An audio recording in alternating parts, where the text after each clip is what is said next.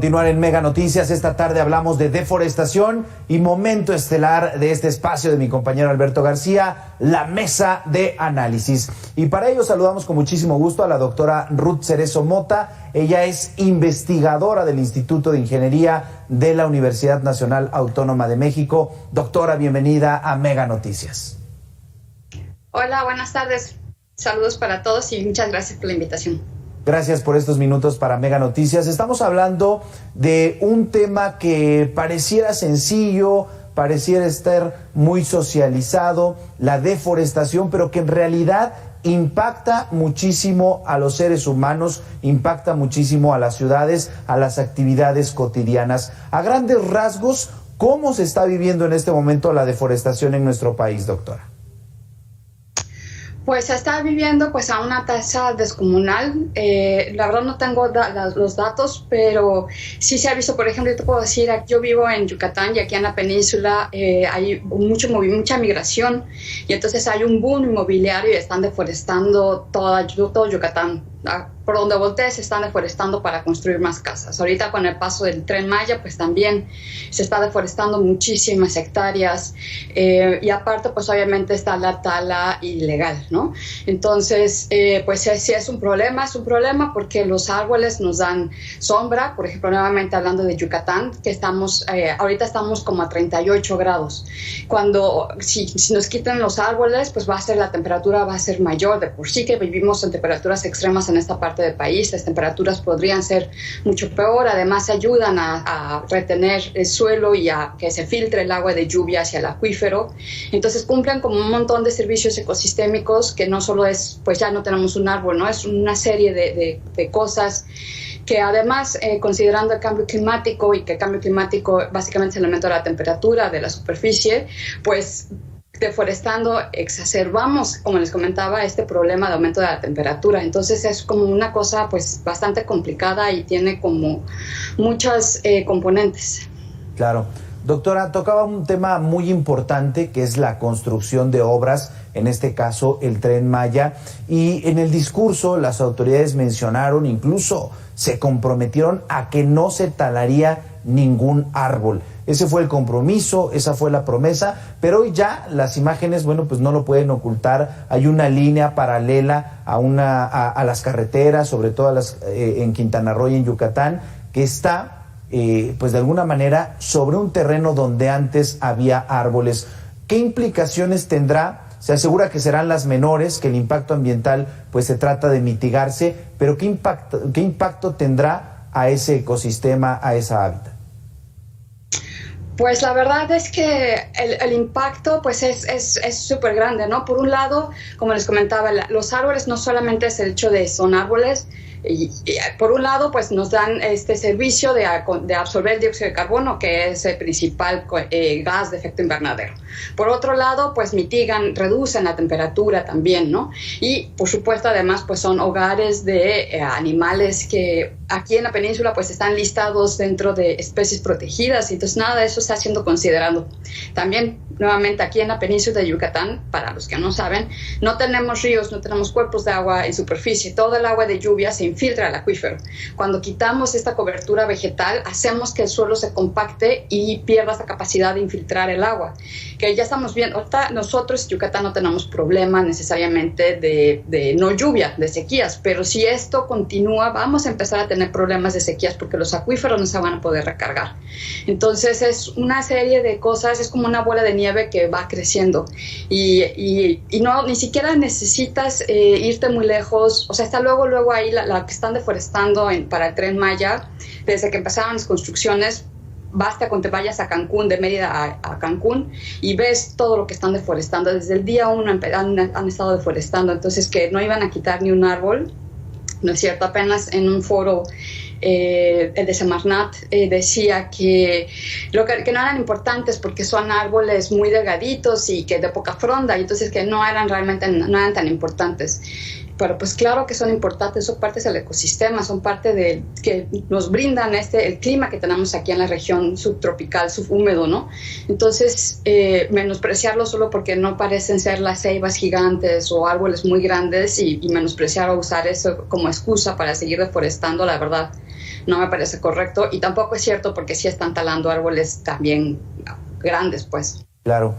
Doctora, ¿en qué momento se pierde el equilibrio o en qué momento se debería de evitar? La autoridad federal, el presidente de México, afirma que busca llevar el desarrollo al sureste que ha estado abandonado por años. Y una de esas obras con las que pretende llevar el desarrollo es el Tren Maya, pero a su vez está generando estas afectaciones que nos comparte.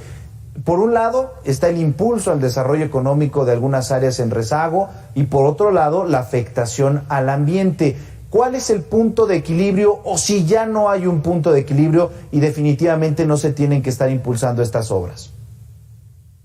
Pues yo creo que sí se necesita inversión aquí en el sureste del país. Hay zonas, tenemos esos contrastes, ¿no? Tenemos esos grandes como Tulum o Cancún, la zona hotelera que tiene muchísimo dinero, y poquito más adentro están los municipios que viven en pobreza o pobreza extrema incluso. Entonces, que se necesita inversión, sí, se necesita invertir en poner escuelas y en poner hospitales, pero por supuesto que sí, y poner una mejor infraestructura, por supuesto que sí, pero el tren no va a venir a resolver nada de esto. Ya hay estudios y no se ve cuál es el beneficio que va a traer el tren a las regiones. Hay muchísimas comunidades de pueblos originarios que se oponen al paso del tren por sus regiones, están quitando sus tierras, hicieron consultas en plena pandemia, en el pico más alto de la pandemia, hicieron consultas y digo, pues que la gente no fue, pues claro que no iban a ir porque estábamos todos en cuarentenados. Entonces, pues yo creo que el progreso, decir que es progreso, pero cuando no está justificado, no está transparentado cómo se hicieron las adjudicaciones, ni los estudios, ni cuáles son las medidas de mitigación que van a tener estas obras, pues no es progreso, es más bien es destrucción. Entonces, que se necesita inversión en el sureste, pero por supuesto que sí, pero el tren no va a venir a resolver los problemas de rezago que tenemos, ¿no? Educación, sí. Cultura también. Y hospitales y todo eso, por supuesto. Platicamos esta tarde con la doctora Ruth Cerezo Mota. Ella es investigadora del Instituto de Ingeniería de la UNAM. Doctora, sumamos a esta mesa de análisis a Eduardo Farah. Él es autor del libro Adiós Tierra, año 2101. Eduardo, bienvenido a Mega Noticias. Hola, ¿cómo estás? Pues ya escuchabas un poco de lo que estamos platicando. Nos enfocamos en la deforestación que se está registrando en el sureste mexicano con estas obras como el Tren Maya, pero a nivel nacional, ¿cuál es la afectación que está dejando este fenómeno, la deforestación, y cómo impacta precisamente a los ciudadanos actuales y a las futuras generaciones? Pues mira, el CO2, que es el gas de calentamiento más fuerte, también está el gas metano y otros menores, pasó de 270 partes por millón a 420. Ese nivel se alcanzó hace 3 o 4 millones de años y los océanos subieron 8 metros. Es decir, ya estamos al nivel de esa época. Viene una inundación masiva de 4, 6, 8 o más metros pronto, no en 50 años ni en 100, sino en 10 o 20, porque ya están dadas las condiciones. Por otro lado, ya se destruyó la mitad de los bosques originales que había, y además se han tirado todos los grandes árboles del mundo casi. Por ejemplo, en México conozco muchos bosques, ya no hay grandes árboles, o sea, el palo de rosa, pinos gigantes, etcétera, ya no existen, se los tiraron. Entonces hay menos fotosíntesis, quiere decir hay menos secuestro de CO2 y menos producción de oxígeno. Vamos a una crisis gravísima, una crisis que nos puede llevar pues a la extinción de muchísimos animales, que ahora la llaman la sexta extinción, nada más que esta es antropocéntrica, o sea, generada por el hombre, la primera, Las otras fueron por vulcanismo o choques con algún meteoro gigante o algo mayor, ¿no? El caso es de que la cosa es gravísima. Entonces, ¿tú qué haces como doctor cuando te llega un paciente? llega el paciente y te dice, oiga, me siento mal, tengo un dolor aquí en la tos. Y por otro lado, me lastimé una rodilla. Pues el doctor lo primero que va a hacer es investigar qué tienes en el pulmón. No va a ver qué tienes en la rodilla, que es algo menor. Y entonces te dice un rayo X, etcétera, y le dice al señor, tienes cáncer. En ese momento dado, implementa un tratamiento durísimo, que lo aceptan ambos, que consiste en químicos, en radiaciones, en mil cosas, ¿no? Hasta operaciones. ¿Por qué? Porque es emergencia, o lo hace o se muere. Estamos ahorita en un momento igual. O detenemos la tala. En México el 60 o 80% de la madera que se vende es ilegal, según algunos han dado en estudios. Entonces, o reforestamos el país, reconstituimos los suelos erosionados, que absorben también CO2, o vamos como todo el mundo a una destrucción. Esto es urgente. No se puede ahorita estar pensando en obras gigantescas, sino en cómo salvar que no haya ese calentamiento. Quiero decirte que la sequía en México, que hay ya en la parte norte y más hacia el sur, no es de un año, lleva ya 3 o 4 años gestándose. Pero empezó en California, en esa zona, en el oeste de Estados Unidos, y ya llegó esa sequía de hace años hasta ahora, ya llegó hasta Canadá, donde ha habido temperaturas de 44 grados, y ya nos llegó a nosotros. Sin agua no hay vida, y ya entramos a ese círculo. Entonces, en este momento dado, yo creo que estar tratando de hacer grandes obras, o promover el petróleo, o promover el carbón, pues es un crimen. Claro. Todos los fenómenos naturales severos se han ido agravando poco a poco y lo destacas muy bien, pero sobre todo lo que vendría en los siguientes años. Hablamos de lustros, ¿no? Ya no hablamos de décadas. Doctora Ruth, ¿coincide con este pronóstico, con esta previsión que nos hace Eduardo Fará? Y sobre todo, ¿cuál sería ese tratamiento importante para este cáncer que es la deforestación? Sí, coincido. El IPCC en su último reporte, pues sí señala que el aumento del nivel del mar es irreversible. Ya no importa lo que hagamos, ya es irreversible. Lo único que podemos hacer es cuánto vamos a llegar. Para las costas mexicanas, para finales de este siglo, se pronostica un aumento de 80 centímetros hasta 1 metro, y eso es un montón. Entonces, sí, por supuesto que es un problema esto. Y la solución, pues, dejar de deforestar, ¿no? Como les mencionaba, los árboles, aparte de la absorción del dióxido de carbono, pues cumplen un montón de de servicios ecosistémicos.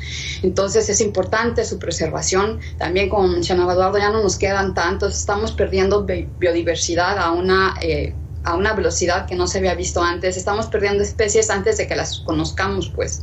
Entonces, sí, la solución pues es dejar de estar deforestando por todos lados y de crecer sin una planeación. Si nadie dice que ya no se construyan casas o no, pero sí tiene que ser de una manera ordenada, de una manera planeada, dándole prioridad al medio ambiente, dándole prioridad a nuestro futuro también, porque sin el agua y con las temperaturas aumentando, esto va a ser un problema cada vez peor. Los eventos extremos están pronosticados a aumentarse. Ya estas olas de calor que estamos viendo en Europa y en Estados Unidos, ya digamos que ya están los escenarios ahí dados para que esto se vuelva cada vez más intenso y más frecuente. Entonces está en nuestras manos prevenir o garantizar un futuro vivible para todos. Claro. Eduardo, mencionaba la doctora algunas acciones y sonarían sencillas, ¿no? Por ejemplo, dejar de deforestar. Esa responsabilidad le toca al gobierno como control, como regulación, pero vemos, por otro lado, que están deforestando para la construcción de obras. ¿Qué queda hacer? ¿Tienen que ser los ciudadanos a través de esta concientización? ¿Por qué el gobierno no podría darnos esta respuesta? Mira, en la novela que hice del futuro del mundo, hay 3 cosas que están definiendo lo que pasa: la ignorancia, la mayoría de la gente no sabe lo que está pasando o por qué está pasando. La falta de conciencia, o sea, todavía no internalizan la problemática. Y 3, un nivel o una incapacidad de querer afrontar la verdad, y hay negación. Nadie quiere ver que nos estamos suicidando. Yo creo que ya no hay salida, la doctora tiene razón, las condiciones ya están dadas, pero no van a ser 80 centímetros. Eso sería si el crecimiento del calor fuera lineal, pero el crecimiento del calor, o sea, el calentamiento, se está realimentando por los grandes incendios que hay ya en los bosques en todo el mundo, sobre todo en los grandes, que son Siberia, Norteamérica, Sudeste Asiático, el Congo y Amazonas. Entonces, por otro lado, se está derritiendo el permafrost en Norteamérica y en Asia, o sea, en Rusia.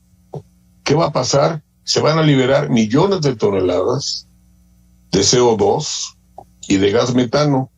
Esto ya es irreversible. Lo que viene ya es imparable.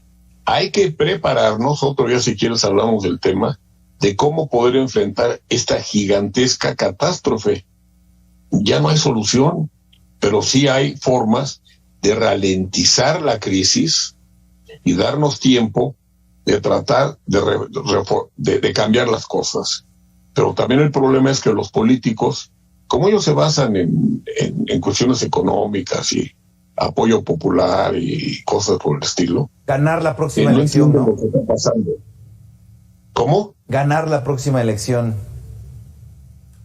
Pues mira, por lo menos yo les he dicho a algunos políticos que conozco y algunos medio importantes la problemática que hay. En general no lo creen. Creen que es un chiste, que es una película de ciencia ficción, que estamos bromeando. Pero es la negación. Nadie quiere aceptar que se va a morir. Sí. Eso es un principio de la vida. Entonces todos lo niegan, o se hacen bueyes, o dicen no se puede. Es un escenario, Eduardo, muy, muy complejo. La verdad es que tanto la doctora como tú, Eduardo, nos exponen la realidad, lo que ha estado pasando en los últimos siglos, en las últimas décadas, cómo se están agravando los fenómenos naturales extremos. Y bueno, pues negarlo es prácticamente ignorar un problema que nos va a afectar a todos, tanto al político como al ciudadano de a pie. Platicamos esta tarde con Eduardo Farah, él es autor del libro Adiós Tierra, año 2101, y con la doctora Ruth Cerezo Mota, ella es investigadora del Instituto de Ingeniería de la Universidad Nacional Autónoma de México. A ambos, muchísimas gracias por estos minutos para Mega Noticias. Gracias.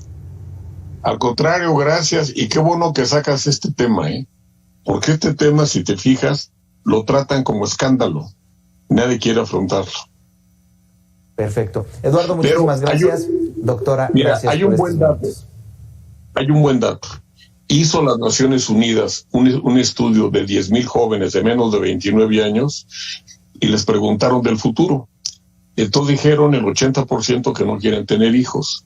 Al preguntarles por qué no, les dieron 3 futuros. Falta de trabajo, cuestiones económicas, cuestiones de guerra o por el estilo. Y la tercera fue sobre el cambio climático y la naturaleza. El 80% dijo naturaleza. Yo espero que esos jóvenes crezcan y quiten a los políticos ignorantes y tomen las medidas que tengan que tomar a como dé lugar. Se trata de la supervivencia, no solamente de los humanos, sino de la vida en el planeta. Porque acuérdate, y ojalá te regalaré un libro a ti y a la doctora con todo gusto. Sí, Eduardo. La naturaleza nos puede jugar la peor jugada. ¿Sabes cuál es? ¿Qué tal si nos baja el oxígeno?